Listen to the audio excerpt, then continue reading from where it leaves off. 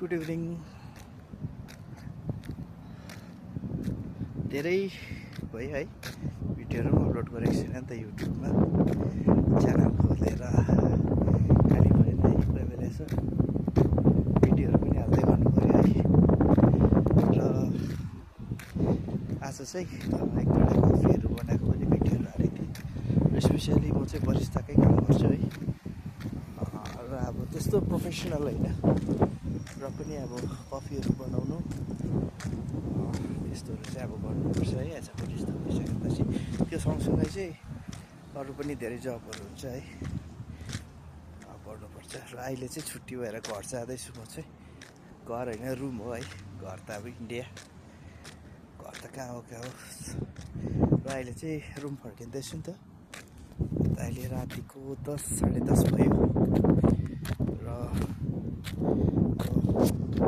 मजाको छ क्या बाहिरको नजारा।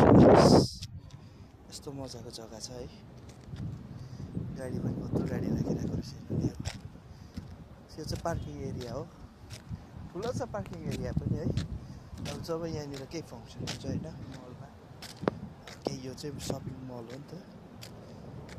यहाँ जब कुनै फङ्सनहरू हुन्छ त्यति बेला चाहिँ हेभी भिड हुन्छ। त्यति बेला चाहिँ गाडी राख्ने जग्गा पनि हुँदैन। वेदर पनि एकदम मजाको छ है, चिसो छ। र अब त्यस्तै हो जिन्दगी भन्ने कुरो है। जब गर्नुपर्छ, ड्युटी गर्नुपर्छ। सर्भाइभलको लागि भए पनि, आफ्नो लागि भए पनि, आफ्नो फ्यामिलीको लागि सर्वप्रथम चाहिँ सर्भाइभल अफ द फिटनेस हुन्छ नि त है। जब गर्नुपर्छ, च्यालेन्जफुल छ, रमाइलो हुन्छ है खानुमा।